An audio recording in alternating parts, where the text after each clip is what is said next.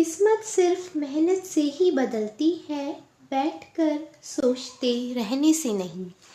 इसीलिए मेहनत करते रहिए अगर किस्मत बदलना चाहते हैं। सो हेलो फ्रेंड्स, कैसे हैं आप? आई होप आप अपनी पढ़ाई बहुत अच्छे से कर रहे होंगी।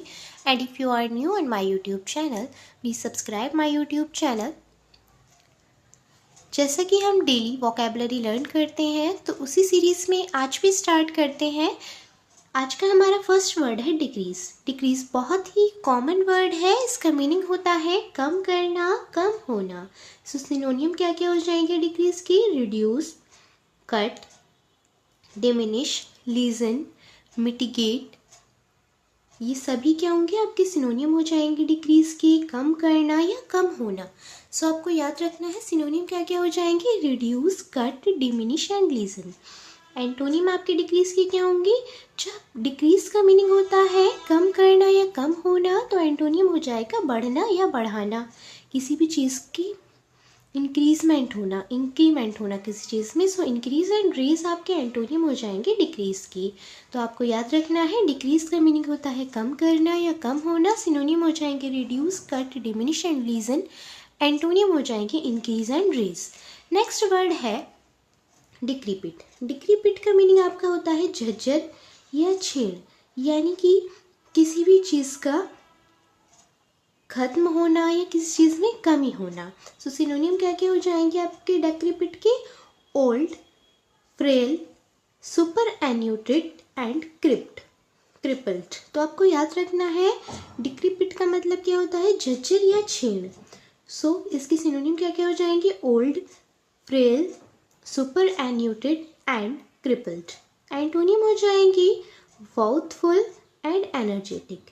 जब डेक्रीपिट का मतलब होता है किसी चीज़ में कमी होना या झज्जर होना, किसी चीज़ में क्षीणता होना, तो एंटोनिम हो जाएंगे वॉथफुल यानी कि एनर्जेटिक, किसी चीज़ में उत्साह होना। सो आपको याद रखना है डेक्रीपिट का मीनिंग क्या होता है? झज्जर या क्षीण। सिनोनिम हो जाएंगे old, frail, superannuated and crippled. Next word है डिफीट। डिफीट होता है हराना या पराजित करना, यानी कि किसी को हरा देना। सिनोनिम क्या होंगे? ओवर पावर, ओवरकम, कॉन्कर, यानी कि हरा देना, क्रश। सो ये आपके डिफीट के सिनोनिम हो जाएंगे किसी को हराना या पराजित करना, over power, overcome, conquer and crush. Antonym हो जाएंगे यील्ड, कोलैप्स। सो आपको याद रखना है जब डिफीट का मतलब होता है किसी को हराना, ओवर पावर, ओवरकम, कॉन्कर या क्रश, तो एंटोनिम हो जाएंगे yield and collapse. Next word है डिफेंडेबल। डिफेंडेबल होता है समर्थन करने योग्य या प्रतिवाद करने योग्य। तो आपको याद रखना है डिफेंडेबल का मीनिंग क्या होता है? समर्थन करने योग्य या प्रतिवाद करने योग्य। सिनोनिम हो जाएंगे डिफेंसिबल, इम्प्रेग्नेबल, अनअसाइलेबल एंड इनवनरेबल, यानी कि समर्थन करने योग्य। जो समर्थन करने के योग्य होता है उसको डिफेंडेबल कहते हैं। प्रतिवाद करने योग्य जो होता है उसको डिफेंडेबल कहते हैं। सो डिफेंसिबल, इम्प्रेग्नेबल एंड अनअसाइलेबल, इनवल्नरेबल आपके सिनोनिम हो जाएंगे डिफेंडेबल के। एंटोनिम क्या हो जाएगा? वल्नरेबल या फिर इनसिक्योर। सो आपको याद रखना है डिफेंडेबल का मीनिंग क्या होता है? समर्थन करने योग्य है, जो आपका समर्थन करे। डिफर। डिफर का मीनिंग होता है टालना या स्थगित करना, किसी भी चीज़ को डिले करना। सो सिनोनिम क्या हो जाएगा? डिले, टालना किसी चीज़ को, पोस्टपोन करना, प्रोक्रेस्टिनेट करना या एडजॉर्न करना, यानी कि किसी भी चीज़ को टालना कि इस काम को हम बाद में करेंगे।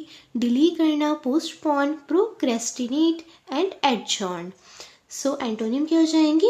हेस्टन या हरी, यानी कि या तो किसी काम को जल्दबाजी में करना या फिर एकदम से उस वर्क को कर देना। तो ये क्या होगा? डिफर का एंटोनिम हो जाएगा, क्योंकि डिफर का मतलब होता है टालना।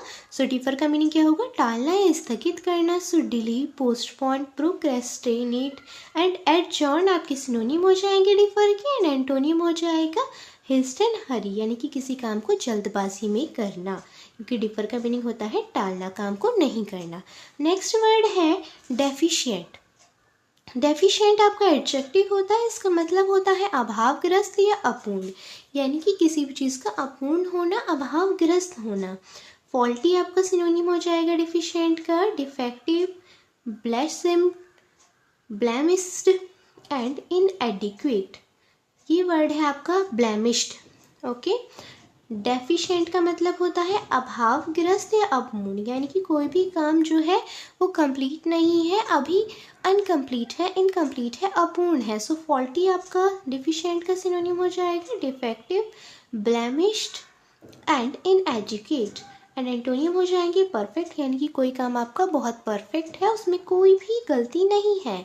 फॉल्टलेस यानी कि वो काम पूरी तरह से ठीक है, उसमें कोई भी मिस्टेक नहीं है। सो डिफिशिएंट का मतलब क्या होता है, अभावग्रस्त, अपूर्ण। नेक्स्ट वर्ड है डिफंक्ट। डिफंक्ट आपका एडजेक्टिव होता है, इसका मतलब होता है जो चलन में हो, यानी कि जो चीज़ चल रही है। नो, इसका मीनिंग होता है डिफंक्ट का जो चलन में ना हो, जो चीज़ अब नहीं चल रही है, आउटडेटेड है।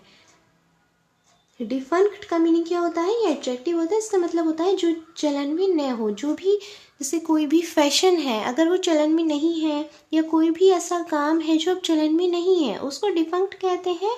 ऑब्सोलेट, रिडंडेंट, इनवैलिड, आउटडेटेड, यानी कि वो काम पुराना है, अब वो नहीं चल रहा है। तो एंटोनिम हो जाएंगे फंक्शनल, ऑपरेटिव, यानी कि वो काम अब चल रहा है, ये आपका एंटोनिम हो जाएगा। डिफंक्ट का मतलब होता है जो चलन में ना हो। नेक्स्ट वर्ड है डीजेनरेशन। डीजेनरेशन आपका नाउन होता है, इसका मीनिंग होता है अधपतन या विकृति, यानी कि किसी भी चीज़ में कोई भी पतन होना, अधपतन होना या विकृति होना, यानी कि किसी का बिगड़ना। सो डेट्यूरेशन, कोलैप्स, डिसइंटीग्रेशन, इरोजन आपके सिनोनिम हो जाएंगे डीजेनरेशन के। डेट्यूरेशन, कोलैप्स, डिसइंटीग्रेशन एंड इरोजन आपके सिनोनिम हो जाएंगे डीजेनरेशन के। एंड एंटोनिम हो जाएगा रीजेनरेशन एंड रिनोवेशन, यानी कि चीज़ों को सुधारना या फिर चीज़ों में कोई भी विकृति नहीं है, एकदम ठीक है, वो आपका एंटोनिम हो जाएगा डीजेनरेशन का, regeneration and renovation. Next word है डिग्रेडेशन। डिग्रेडेशन नाउन होता है, इसका मतलब होता है पतन या गिरावट। सिनोनिम हो जाएगा डीजेनरेशन, यानी कि विकृति या अधःपतन, डेक्लाइन यानी कि किसी चीज़ में गिरावट होना, इरोजन, डेट्यूरेशन। नेक्स्ट है आपका एंटोनिम क्या होंगे, एक्सल्टेशन, इम्प्रूवमेंट, यानी कि किसी चीज़ में इम्प्रूवमेंट आना, सुधार होना। सो डिग्रेडेशन का मतलब क्या होता है, डिग्रेडेशन का पतन या गिरावट, डीजेनरेशन, डेक्लाइन, इरोजन एंड डेट्यूरेशन आपके सिनोनिम हो जाएंगे डिग्रेडेशन की। एंड एंटोनिम हो जाएगा एक्सल्टेशन, इम्प्रूवमेंट, यानी कि सुधार होना। सो ये वर्ड था आपका डिग्रेडेशन। नेक्स्ट वर्ड है डिले। डिले होता है किसी चीज़ को टालना, देर करना, सुस्त होना, यानी कि किसी भी चीज़ को टालते रहना, टाइम पर नहीं करना। सिनोनिम हो जाएंगे defer, procrastinate, tarry and linger. तो आपको याद रखना है, सुस्त होने के मैंने आपको बहुत सारे मीनिंग बताए थे, तो आप उनको एक बार रिवाइज कर लेना। लेथार्जी, ड्यूप, परफिडी, ये सभी वर्ड्स मैंने आपको बताए थे। सो डिले का मतलब क्या होता है, defer, procrastinate, tarry and linger. Next word है हेस्टन, हरी, कि आपका एंटोनियम क्या हो जाएगा, जब डिले का मतलब क्या होता है, देरी करना, डिफर, प्रोक्रेस्टिनेट करना, टेरी, लिंगर, तो एंटोनियम हो जाएगा जल्दबाजी करना, हेस्टन, हरी। नेक्स्ट वर्ड है डिलेक्टेशन। डिलेक्टेशन होता है सुखद या आनंद। सो सिनोनिम हो जाएगा डिलाइट, जॉय, एक्सटेसी, खुशी एंड रैप्चर। तो आपको याद रखना है डिलेक्टेशन का मतलब आपका क्या होता है, सुख या आनंद, किसी चीज़ में खुशी होना। सो डिलाइट, जॉय, एक्सटेसी, रैप्चर आपके सिनोनिम हो जाएंगे। एंटोनिम हो जाएगा सोरो या ग्रीफ, यानी कि दुख होना। डेलिब्रेट आपका एडजेक्टिव होता है, इसका मतलब होता है कोई काम जब जानबूझकर किया जाता है। इंटेंशनल, प्लान्ड, इंटेंट, पर्पसली, यानी कि जब कोई काम जानबूझ करके किया जाता है, डेलिब्रेटली किया जाता है, उसको डेलिब्रेट बोलते हैं, आपका एडजेक्टिव होता है। एंटोनिम हो जाएंगे रैश, इंसिडेंटल, यानी कि अचानक से हो जाना, क्योंकि डेलिब्रेट का मतलब है कोई काम जानबूझकर होना। एंटोनिम हो जाएगा जानबूझकर ना करते हुए कोई काम आपसे अचानक से हो जाता है, इंसिडेंटल हो जाता है। नेक्स्ट वर्ड है डेलिकेट। डेलिकेट होता है कोमल या नाजुक। तो सिनोनिम हो जाएंगे फ्रेगाइल, स्लेंडर, टेंडर, स्लाइट, यानी कि कोमल या नाजुक कोई चीज़ है उसको डेलिकेट बोलते हैं। एंटोनिम हो जाएगा स्टर्डी, स्ट्रॉन्ग, यानी कि कठोर। नेक्स्ट वर्ड है डिलीशियस। डिलीशियस होता है स्वादिष्ट। सिनोनिम हो जाएगा टेस्टी, यम्मी, एपेटाइजिंग, स्क्रम्पचियस।